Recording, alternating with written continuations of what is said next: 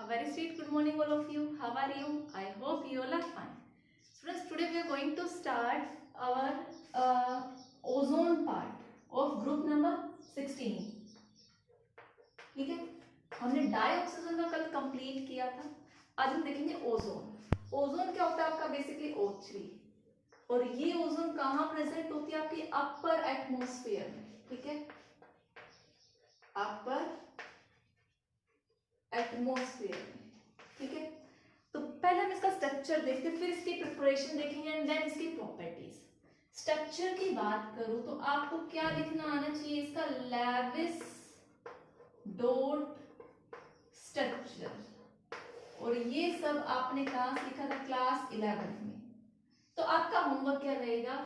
मैं direct structure बनाऊंगी, but आप जो लेविस रूल थे, कुछ जैसे लेविस ने डिजाइन किया था कैसे हम स्ट्रक्चर लिख सकते हैं, आप उसके अकॉर्डिंग स्ट्रक्चर ड्रॉ करोगे और फिर आप फाइंड आउट करोगे क्या आपका स्ट्रक्चर कुछ ऐसा ही आता है या नहीं आता. ठीक है, इसमें एक ऑक्सीजन पे क्या रहेगा? यहाँ पे कितने लोन पेयर आएंगे? 2 लोन पेयर आएंगे. यहाँ पर कितने आएंगे? आपके 3 लोन पेयर आएंगे. यहाँ पे नेगेटिव चार्ज और इस ऑक्सीजन पे 1 लोन पेयर और 1 पॉजिटिव चार्ज. ठीक है, ये किसका स्ट्रक्चर है? आपके ओजोन का स्ट्रक्चर है. और इसकी अगर मैं रेजोनेटिंग स्ट्रक्चर्स बनाना चाहूँ तो क्या बनेगा? ये डबल बॉन्ड यहाँ आ सकता है, तो सेकंड स्ट्रक्चर इसका बन सकता है ये वाला.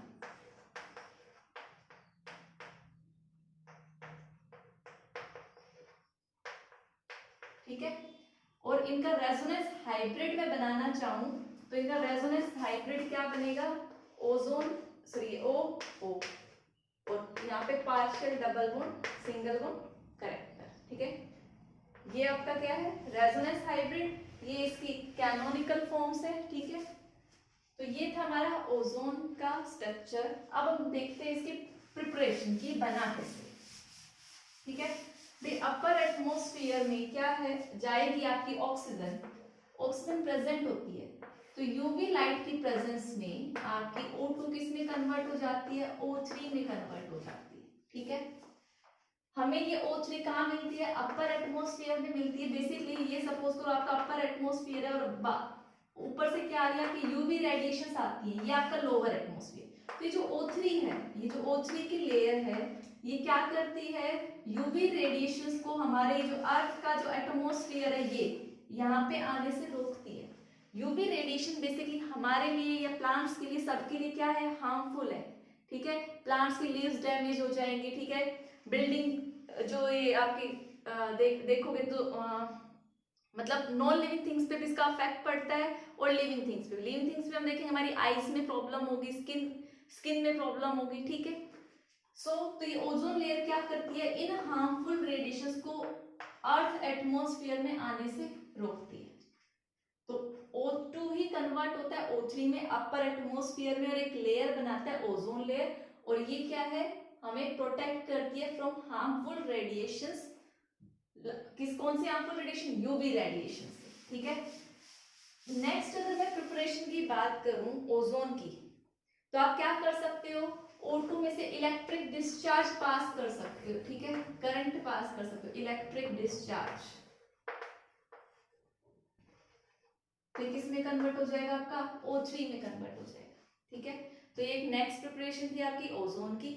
अब हम देखते हैं कि जो ओजोन लेयर है उसका डिप्लीशन किस किस की वजह से होता है. ठीक है भाई, आपने सुना होगा आजकल जो ओजोन लेयर है वो क्या कर रही है? डिप्लीट कर रही है, धीरे धीरे खत्म हो रही है. क्यों हो रही है? ऐसे क्या रीजन रहे होंगे कि आपकी O3 टूट रही है. ठीक है, तो आप पहले इसको कॉपी करो, फिर हम देखते हैं डिप्लेशन ऑफ ओजोन लेयर. बहुत सारे रीजन है हमारी oxygen sorry ozone layer deplete होने के. ठीक है, जैसे कि नाइट्रिक ऑक्साइड की प्रेजेंस मींस NO की प्रेजेंस. ठीक है, एटॉमिक ऑक्सीजन की प्रेजेंस मतलब O की presence, reactive OH radical means इसकी प्रेजेंस, और क्लोरोफ्लोरोकार्बन्स, इनके प्रेजेंस में क्या होता है? आपकी ओजोन लेयर डिप्लीट कर जाती है. कैसे भाई? अगर ओजोन होगा तो O3 होगा. O3 किसके साथ रिएक्ट कर जाएगा? आपका NO के साथ. ठीक है, अब ये ओजोन क्या करेगा? इसके साथ रिएक्ट करके NO2 बना लेगा और यहाँ से क्या रिलीज कर देगा? ऑक्सीजन. तो बेसिकली O3 ब्रेक डाउन होगी, उसने ऑक्सीजन बना दिया. तो आपकी ओजोन लेयर खत्म हो गई O3। सिमिलरली एटॉमिक ऑक्सीजन जो है ये किसके साथ कंबाइन कर जाएगी, ऑक्सीजन ओजोन के साथ, और क्या बना लेगी, 2O2 मॉलिक्यूल बना लेगी। तो यहाँ पर भी ओजोन लेयर डिप्लीट कर रही है, ठीक है। ऐसे ही आपके क्या करते हैं, OH रेडिकल और क्लोरोफ्लोरोकार्बन्स भी O3 की लेयर को डिप्लीट कर रहे हैं, खत्म कर रहे हैं धीरे धीरे करके, ठीक है। अगर हम इनकी प्रोडक्शन को रोक दें तो हम ओजोन लेयर के डिप्लेशन होने से रोक सकते हैं, ठीक है। अब हम डिस्कस करते हैं ओजोन लेयर की फिजिकल प्रॉपर्टीज। स्टूडेंट्स अब मैं बात करूं physical properties of O3 ozone की, ठीक है। तो अगर मैं सबसे पहले इसके कलर की बात करूं तो गैसियस स्टेट में, लिक्विड स्टेट में और सॉलिड स्टेट में इसका कलर डिफरेंट होता है, ठीक है। अगर मैं गैसियस स्टेट की बात करूं तो ये होती है पेल ब्लू कलर की, पेल ब्लू। वहीं पे मैं अगर लिक्विड स्टेट की बात करूं तो ये होती है डार्क ब्लू, ठीक है। और सॉलिड स्टेट की अगर मैं बात करूं तो आप वॉयलेट ब्लैक बोल सकते हो, वॉयलेट ब्लैक इन कलर। तो इसके डिफरेंट कलर्स थे अलग अलग स्टेट में, ठीक है। नेक्स्ट इसकी कैरेक्टरिस्टिक स्मेल होती खुद की, ठीक है। इसके पास इसकी कैरेक्टरिस्टिक CHARACTR कैरेक्टरिस्टिक स्मेल होती है, ठीक है। स्लाइटली सोल्यूबल है, ज्यादा सोल्यूबल नहीं है वाटर में, स्लाइटली सोल्यूबल इन वाटर। अगर मैं इसका बिहेवियर देखूं तो ये डायामैग्नेटिक इन नेचर है, डायामैग्नेटिक इन नेचर है, ठीक है। तो ये कुछ प्रॉपर्टीज थी। एक चीज और साथ साथ ही क्या होती है, न्यूट्रल होती है। O3 is neutral means towards litmus paper. जब आप लिटमस पेपर पे इसको चेक करोगे तो ये न्यूट्रल बिहेवियर शो करेगी, ठीक है। इसकी और प्रॉपर्टीज अगर हम देखें सो नेक्स्ट प्रॉपर्टी है जो O3 है वो थर्मोडायनेमिकली लेस स्टेबल है as compare to O2। O2 ज्यादा स्टेबल है अगर आप टेम्परेचर अप्लाई करोगे, बट O3 ज्यादा स्टेबल नहीं है थर्मोडायनेमिक्स की टर्म में। तो आप बोल सकते हो थर्मोडायनेमिकली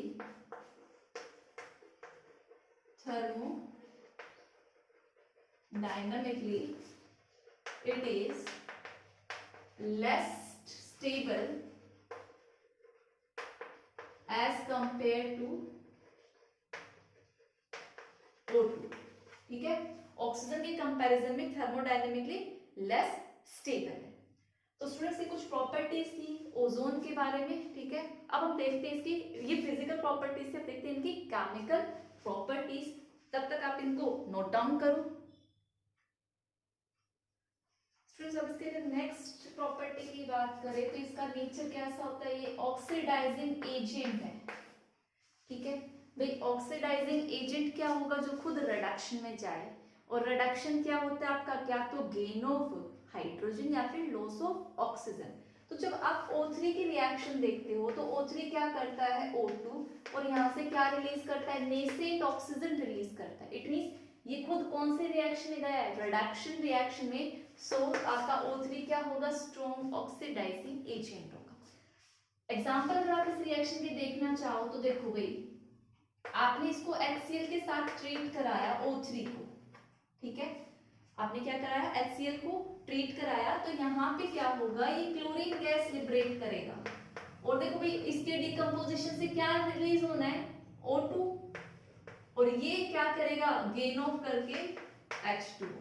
तो बेसिकली आप देखोगे क्लोरीन यहाँ पे क्या था -1 में, ये किस में पहुंच गया 0 में। तो इसका क्या हुआ है, ऑक्सीडेशन हुआ है, जो किसने कराया है, इसने कराया है, ठीक है। नेक्स्ट अगर आप एग्जांपल लो I नेगेटिव का ले लो, Ki ले लो, Ki में क्या है, I नेगेटिव है। आप इसमें क्या डालोगे, O2 डालोगे, ठीक है, किसके प्रेजेंस में, H2O में।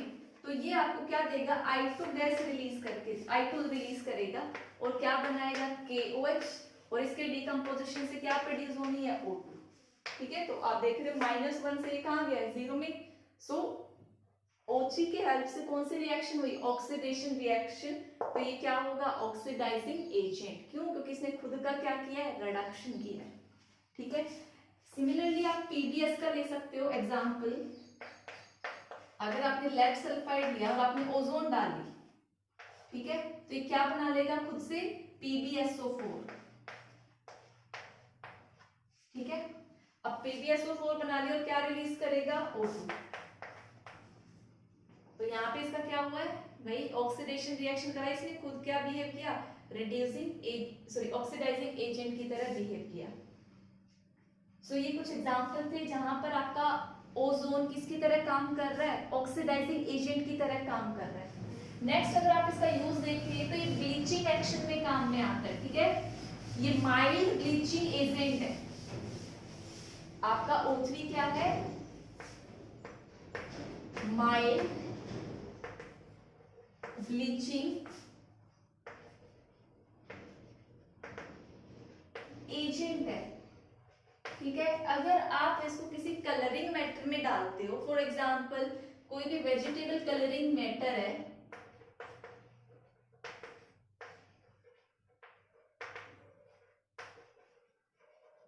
आपने उसको ओजोन डाला तो किस में कन्वर्ट हो जाएगा, कलरलेस हो जाएगा। ठीक है, तो ये किसकी वजह से हुआ, ये क्या रीजन है, ये इसका ब्लीचिंग एक्शन है। ठीक है, तो ये कुछ प्रॉपर्टीज थी आपकी ओजोन की, तो आप इनको कॉपी कर सकते हो। ठीक है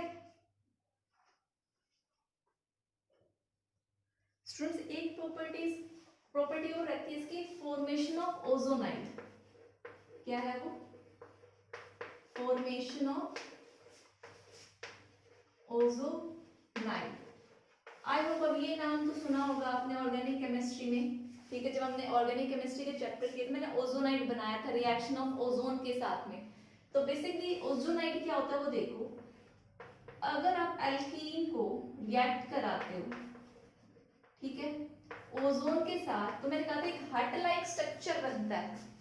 ठीक है, आप इसको टिल्ट करके भी बना सकते हो, ऐसे बना लो CH2 डबल बॉन्ड CH2।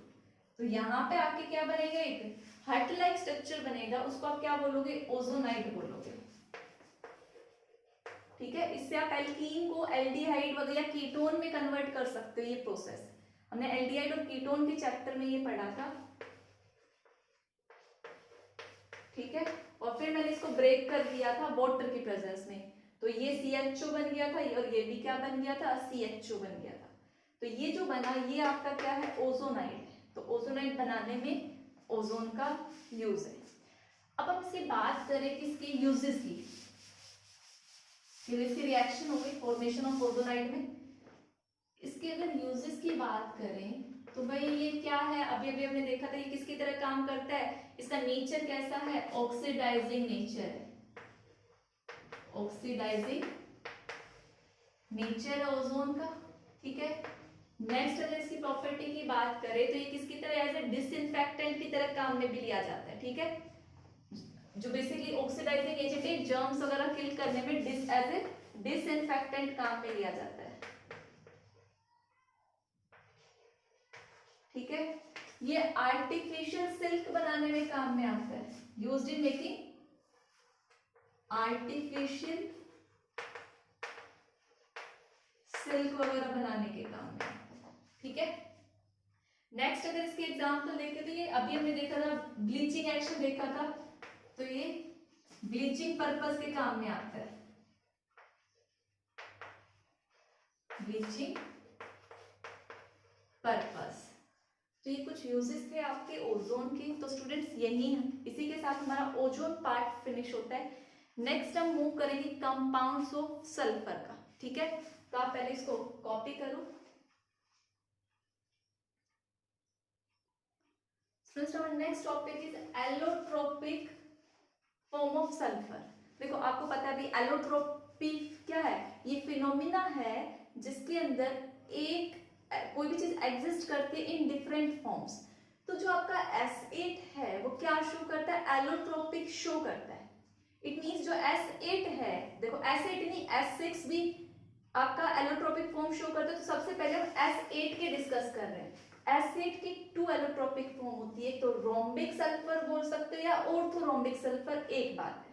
और दूसरी फॉर्म है मोनोक्लिनिक सल्फर या बीटा सल्फर। यहाँ पे इसका एक नाम हो रहा है, इसको हम अल्फा सल्फर भी बोलते हैं, लिख सकते हैं आप अल्फा सल्फर। भाई ये 2 फॉर्म है और आपको सारे नाम याद रखने हैं, ठीक है।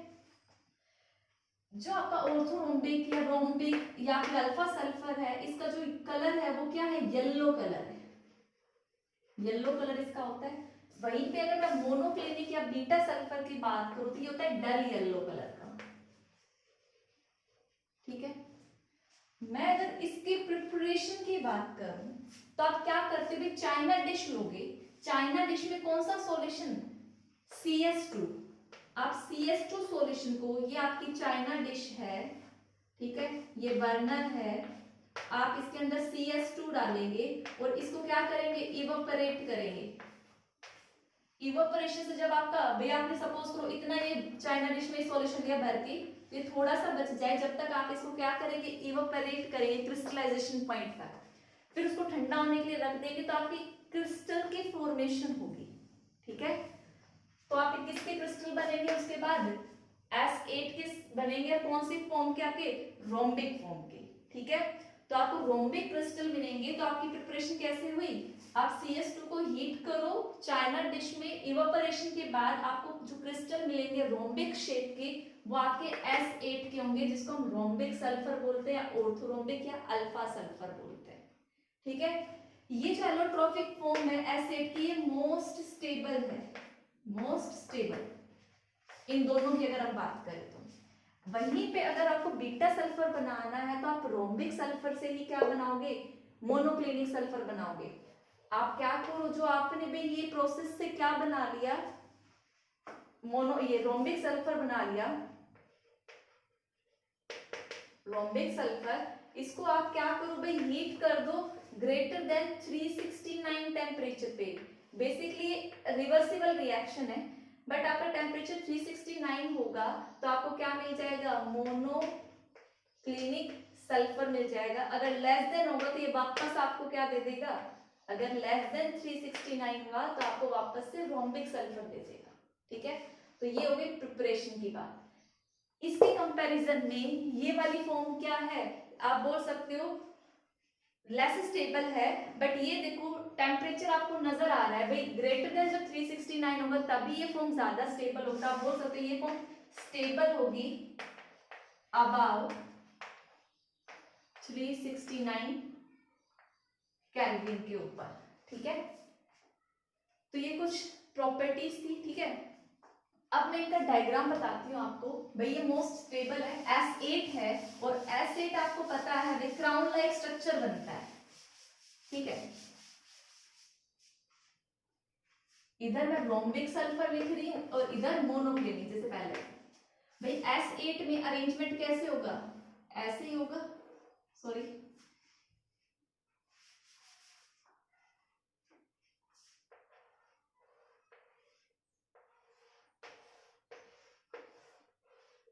यहाँ पर सल्फर, यहाँ पर सल्फर, यहाँ पे, ठीक है भाई। क्राउन स्ट्रक्चर होता है S8 का, आपको सबको बनाना आता है। सिमिलरली इधर भी S8 होगा, ठीक है। बट इसमें और इसमें डिफरेंस क्या है, इसमें दूसरा जो एसिड होगा बिल्कुल इसमें ऐसे फिक्स होगा ऐसे, ठीक है। ऐसे फिर नेक्स्ट वाला होगा ये एसिड, तो इसमें अरेंजमेंट कुछ इस टाइप का है। बट यहाँ पे मैं अरेंजमेंट देखूं तो इसका रिवर्स है, इसमें अरेंजमेंट ऐसे होगा, ठीक है। फिर नेक्स्ट वाला इसके रिवर्स होगा। इट मींस इसमें थोड़ी नीचे स्पेस नहीं है, बट आपको समझ में आ गया होगा। इसमें अरेंजमेंट इस तरीके का है और इसमें अपोजिट, ठीक है। तो ये था हमारा रोम्बिक सल्फर और मोनोक्लिनिक सल्फर। तो आप इसको कॉपी कर सकते हो। स्टूडेंट्स नेक्स्ट है सल्फर S6, ठीक है। साइक्लो S6 फॉर्म है, इसको हम एंजल सल्फर या ई सल्फर के नाम से भी जानते हैं। बेसिकली यहाँ पे भी 6 कार्बन एटम, 6 एटम्स होंगे, जैसे पहले में 8 एटम थे, और यहाँ पे जो कन्फिग्रेशन है वो चेयर फॉर्म की कन्फिग्रेशन होती है, 6 चीजें चेयर फॉर्म में अरेंज होगी। इस फॉर्म को हम क्या बोलते हैं, दिखने में चेयर फॉर्म है। काउंट करो यहाँ कितने सल्फर होंगे, 6। इससे पहले जो थी 8 वाली वो क्राउन लाइक स्ट्रक्चर था, ठीक है, जैसे किंग का क्राउन होता है कुछ उस टाइप का था। यहाँ पे चेयर फॉर्म है S6 का, ठीक है। नेक्स्ट अगर हम बात करें SN सल्फर, भी जो SN सल्फर है, N का मतलब है बहुत सारे नंबर ऑफ एटम हो जाएंगे, 8 तक तो हमने पढ़ लिया, बट 20 से ज्यादा इससे अबाव हो जाए तो उसको हम SN की कैटेगरी में रखेंगे। ये क्या है, अमरफस फॉर्म है, पहली बात क्रिस्टलाइन फॉर्म नहीं है सल्फर की, अमरफस फॉर्म है, अमरफस फॉर्म ऑफ सल्फर, ठीक है। ये कौन सी प्रॉपर्टी शो रखती है, ये इलास्टिसिटी की प्रॉपर्टी शो रखती है, इलास्टिसिटी की प्रॉपर्टी, ठीक है, जैसे रबर इलास्टिसिटी की प्रॉपर्टी रखता है। इनका शार्प मेल्टिंग पॉइंट नहीं होता, ठीक है, नो शार्प मेल्टिंग पॉइंट है, नो शार्प मेल्टिंग पॉइंट, ठीक है। इसमें बहुत सारे सल्फर आपस में जिगजैग तरीके से अरेंज होते हैं, कोई भी, ठीक है, ऐसे n नंबर ऑफ एटम में कनेक्टेड होते हैं एक दूसरे से इस वाले स्ट्रक्चर में, ठीक है। और हर एक सल्फर के ऊपर 2-2 लोन पेयर प्रेजेंट होता है। आप स्ट्रक्चर ड्रॉ करके देखना, 2 लोन पेयर आएंगे हर एक सल्फर पे, ठीक है। तो ये कुछ प्रॉपर्टीज थी आपके SN की, ठीक है। इलास्टिसिटी है, आप यहाँ पे इलास्टिसिटी के साथ साथ बोल सकते हो इट इज सॉफ्ट नेचर का भी होता है। तो ये थी हमारी एलोट्रोपिक फॉर्म ऑफ सल्फर, तो आप इसको कॉपी करो। फिर नेक्स्ट कंपाउंड है हमारे इसी का सल्फर डाइऑक्साइड। प्रिपरेशन इसकी बहुत इजी है। प्रिपरेशन आप जो आपका एसिड फॉर्म में एग्जिस्ट करता है, ऑक्टेटॉमिक में ऑक्सीजन को पास कराओ, SO2 बन जाएगा। अगर हमें लैब में बनानी हो तो हम Na2SO3 की सल्फ्यूरिक एसिड के साथ रिएक्शन कराएंगे तो SO2 गैस प्रोड्यूस होगी। वहीं पे अगर इंडस्ट्री में करना तो हमें आयरन पायराइड्स, ये क्या है आपका आयरन पायराइड्स को O2 के साथ रिएक्ट करा दो तो क्या प्रोड्यूस करेगा आपका सल्फर डाइऑक्साइड। तो सिंपल से प्रिपरेशन थी लेबोरेटरी इंडस्ट्रियल प्रिपरेशन, तो आप इनको कॉपी कर सकते हो। नेक्स्ट अगर मैं देखूं भाई सल्फर डाइऑक्साइड का नेचर कैसा है, भाई ये तो आपको पता है ये नॉन मेटालिक ऑक्साइड है। नॉन मेटालिक ऑक्साइड क्या होते हैं आपके एसिडिक नेचर के होते हैं। इट मींस आप इसका नेचर कैसा है, एसिडिक नेचर है। कैसे प्रूव करोगे कि भाई सल्फर डाइऑक्साइड को किस में से पास करा दो, H2O में से पास करा दो तो आपको क्या मिलेगा, सल्फ्यूरस एसिड मिलेगा H2SO3। अगर आप SO3 पास कराओगे तो आपको क्या मिलेगा, सल्फ्यूरस मिलेगा H2SO4। बट यहाँ पे आप SO2 पास करा रहे तो सल्फ्यूरस एसिड, सल्फ्यूरस एसिड।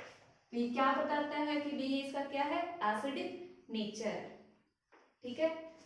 वहीं पे ये क्या है, non supporter of combustion reaction, ठीक है। नेक्स्ट जो प्रॉपर्टी शो करता है ये non supporter of combustion reaction, non supporter है कंबशन का, ठीक है। कैसे है भाई, कार्बन बर्न करना चाहिए, SO2 की प्रेजेंस में करके कार्बन सल्फाइड बना लेगा और यहां से क्या कर देगा, O2 गैस रिलीज कर देगा, सॉरी कार्बन प्लस, हाँ कौन सी गैस प्रोड्यूस करेगा ये, CO2, और यहां से आपका सल्फर निकल जाएगा, ठीक है। सो ये रिएक्शन क्या प्रूव करती है इसका, नॉन सपोर्टर कंबशन रिएक्शन के थ्रू, ठीक है। तो ये प्रॉपर्टीज थी। नेक्स्ट अगर हम देखें दूसरा SO2 की रिएक्शन क्लोरीन के साथ हम देख चुके हैं, बहुत बार देखी है कि SO2 क्लोरीन के साथ रिएक्ट करके क्या बनाएगी, SO2Cl2, और ये हम क्लोरीनेशन ऑर्गेनिक केमिस्ट्री में यूज करते हैं हैलोजनेशन रिएक्शन में, ठीक है। नेक्स्ट अगर हम इसका कौन सी प्रॉपर्टी देखेंगे, रिड्यूसिंग प्रॉपर्टी, मींस ये रिड्यूसिंग एजेंट की तरह काम करता है,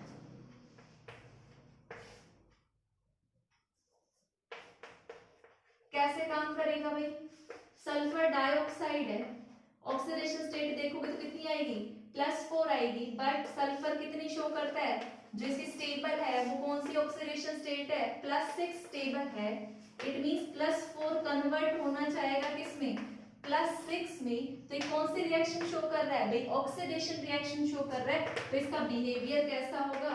रिड्यूसिंग एजेंट का बिहेवियर होगा। ठीक है, तो इसकी मैं कुछ रिएक्शंस बताती हूँ जिसमें ये रिड्यूसिंग एजेंट की तरह काम कर रहा है। स्टूडेंट्स देखो, जो मैंने बताया इसका रिड्यूसिंग प्रॉपर्टी, तो बेसिकली रिड्यूसिंग एजेंट के लिए किस रिएक्शन में जाना चाहिए? ऑक्सीडेशन रिएक्शन मींस क्या तो गेन ऑफ ऑक्सीजन हो या लॉस ऑफ हाइड्रोजन। तो बेसिकली जो आपका SO2 है वाटर के साथ रिएक्ट करके क्या करता है? लॉस ऑफ हाइड्रोजन करता है और सल्फ्यूरिक एसिड बनाता है। एग्जांपल देखो, आपने अगर SO2 H2O क्लोरीन के साथ रिएक्ट कराया तो ये दोनों तो आपस में H2SO4 बनाएंगे और वहां से हाइड्रोजन रिलीज करेंगे। वो हाइड्रोजन क्लोरीन के साथ कंबाइन करके क्या बनाएंगे? HCl बनाएंगे। तो बेसिकली यहाँ से 0 में कहा गया? -1 में गया। कौन सी रिएक्शन में गया है ये? और यहाँ से +4 से ये कहा गया? +6 में गया। तो यहाँ पे ये रिएक्शन तो हुई है रिडक्शन और ये रिएक्शन हुई है ऑक्सीडेशन। इट मींस ये क्या है? Reducing agent. सिमिलरली ये है KMnO4 का कलर कैसा होता है आपका? Pink colour. ठीक है, आपने SO2 और H2 डाला, क्या बनाएगा ये? H2SO4। ठीक है, K2SO4 और MnSO4। MnSO4 यहाँ पे क्या है? कलरलेस। ये भी कौन सी प्रॉपर्टी शो कर रहा है? इसका रिड्यूसिंग एजेंट की प्रॉपर्टी बता रहा है। तो ये कुछ रिएक्शंस थी SO2 की। तो इसी के साथ हमारा SO2 पार्ट खत्म होता है। नेक्स्ट हम डिस्कस करेंगे ऑक्सी एसिड्स ऑफ सल्फर, वो कल की क्लास में करेंगे। आज के लिए इतना ही। ठीक है, तो आपको क्या करना है, अभी तक जितने टॉपिक्स हम कर चुके हैं बेटा, मैं बार बार बोल रही हूँ, क्वेश्चन प्रैक्टिस बहुत चाहिए इनके लिए। ठीक है, यहाँ पे रीजनिंग टाइप क्वेश्चन आएंगे कि आपसे रीजन पूछेगा, बताओ ऑक्सीडाइजिंग एजेंट कैसे है या ये चीज क्यों बनी। ठीक है, तो उन सब का आपको एक प्रॉपर एक्सप्लेनेशन आनी चाहिए और वो एक्सप्लेनेशन आप जितने क्वेश्चंस को रीड करेंगे, पढ़ेंगे, जितना थियरी को समझेंगे, तभी आप बेटर तरीके से अटैम्प्ट कर पाएंगे। तो उसके लिए आपको चाहिए प्रैक्टिस। ठीक है, तो करते रहिएगा प्रैक्टिस। मिलते हैं कल की क्लास में। आज के लिए इतना ही। Thank you and have a nice day.